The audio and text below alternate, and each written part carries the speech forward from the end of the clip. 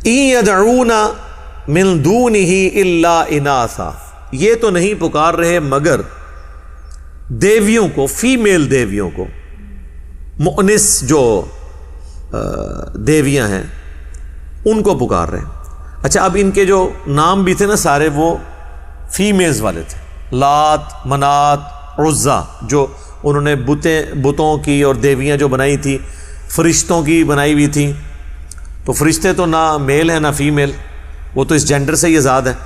تو اللہ تعالیٰ ہمارا کہ یہ عورتوں کے ناموں والی انہوں نے دیویاں جن کو یہ پکار رہے ہیں۔ وَإِن يَدْعُونَ إِلَّا شَيْطَانًا مُرِيدًا، شیطانًا مریدا، اور یہ تو نہیں پکار رہے مگر شیطان سرکش کو۔ ظاہر ہے شیطان ہی پیچھے کھڑا ہوا ہے نا۔ اچھا، اب آپ دیکھیں یہ جو میرے سامنے ترجمہ ہے نا، پیر کرم شاہ صاحب الازہری کا ترجمہ ہے، انہوں نے اس کے ترجمے میں کر دیا ہے کہ یہ تو عبادت نہیں کر رہے مگر شیطان سرکش کی۔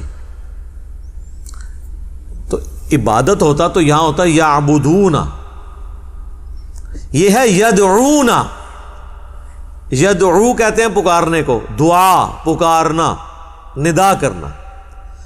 اب ظاہر ہے کہ یہ جس فرقے سے تعلق رکھتے ہیں نا، ان کا تو کام ہی سارا پکار پہ چل رہا ہے، تو انہوں نے ترجمے بھی ایسی ڈنڈی مار دی کہ لکھ دیا عبادت تو ظاہر ہے کوئی بھی بریلوی، دیوبندی، اہل حدیث، شیعہ یہ تو نہیں کہے گا کہ میں اللہ کے سوا کسی اور کی عبادت کرتا ہوں۔ لیکن اگر یہاں پہ ترجمہ وہ کرتے کہ یہ تو نہیں پکار رہے مگر شیطان کو، تو اس کے دماغ میں کہیں آ سکتا تھا کہ اللہ کے سوا کسی کو نہیں پکارنا مدد کے لیے۔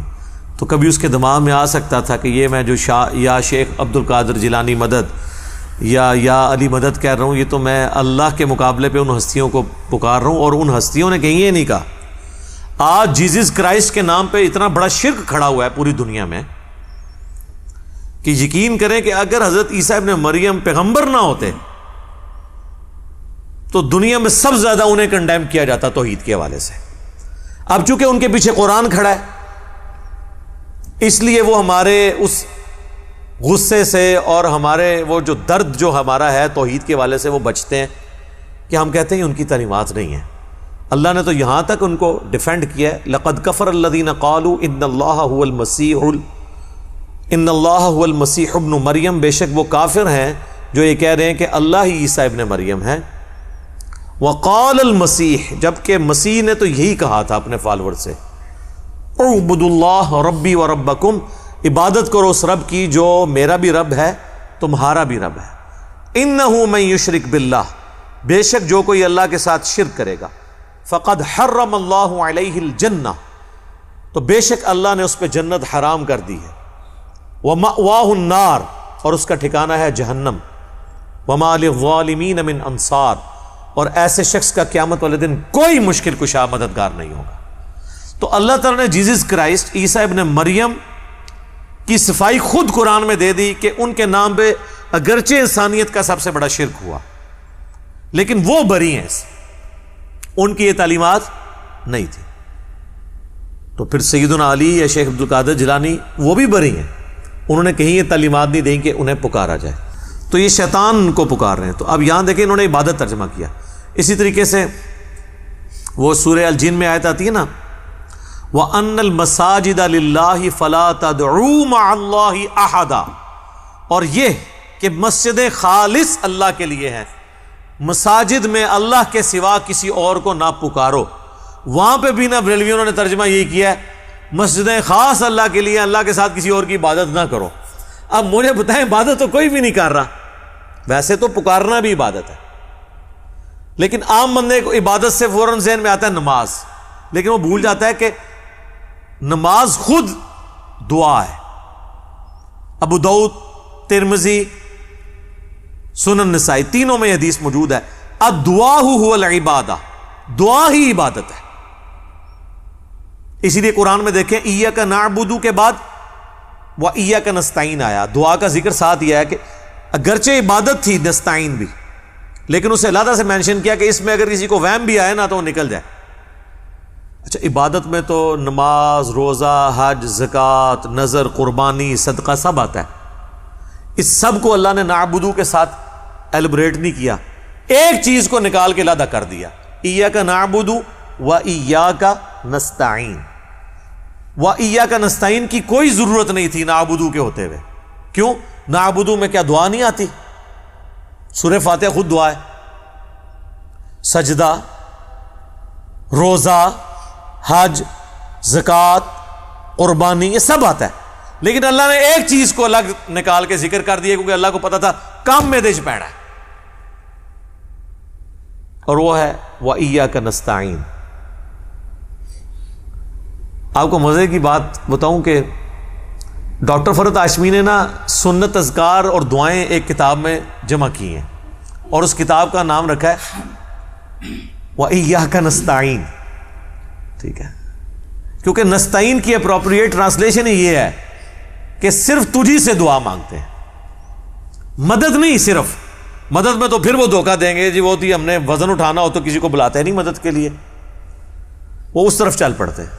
عبادت، دعا. اب نبی اسلام نے جب یہ فرمایا نا الدعاء هو العبادہ، تو اس کے ساتھ آپ نے قرآن کی آیت پڑھی سورۃ المؤمن کی، جسے سورہ غافر بھی کہتے ہیں.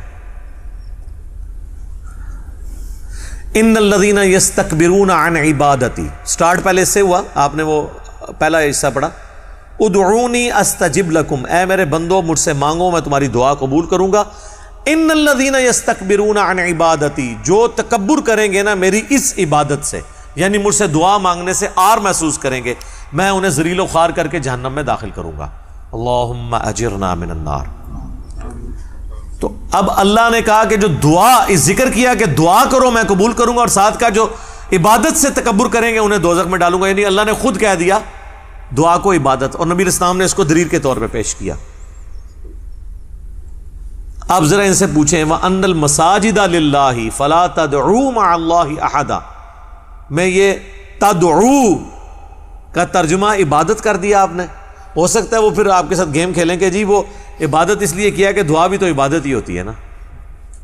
ایڈے سیدھے نہیں جے، اے جلیبی نو زیادہ ڈنگے نے. اچھا یہ اگر آپ کی ہوتی نا منطق تو آپ کرتے کہ آپ لکھتے کہ اللہ کے ساتھ کسی کو نہ پکارو، اور بریکٹ میں یعنی کہ پکارنا ہی عبادت ہے، عبادت نہ کرو، پھر اسی تھوڑا اخلاص مان لیندے. پکڑ کے ترجمہ ہی چینج کر دیا. یعنی ہمیں عربی نہیں آتی ہے تو لفظی اردو میں مستعمل ہے. اردو میں دعا مستعمل ہے نا، پکارنا. تدعو، تعبدون، یہ لفظ تو نہیں آیا، تدعو لفظ آیا، ترجمہ کر دیا عبادت. تو پوری نیک نیتی کے ساتھ نا اسلام کے اندر بگاڑ ان لوگوں نے داخل کیا ہے، پوری ہوشیاری کے ساتھ. اور اس کے پیچھے ریزن یہ تھی کہ چونکہ صدیوں کا بگاڑ آ چکا تھا، وہ کہتے ہیں یہ تو طے ہے کہ ہم جن بابوں کے ماننے والے ہیں وہ ٹھیک تھے، اگرچہ قرآن کی تعلیمات کی روشنی میں وہ غلط ثابت ہو رہے ہیں، لیکن اب کرتے یہ ہیں کہ قرآن کو ہی کسی طریقے سے بابے کا مرید کر لیتے ہیں، بجائے خود قرآن کے مرید ہونے کے نا قرآن کو مرید کر دیں بابے کا، تاکہ دونوں پیر بھائی بن جائیں.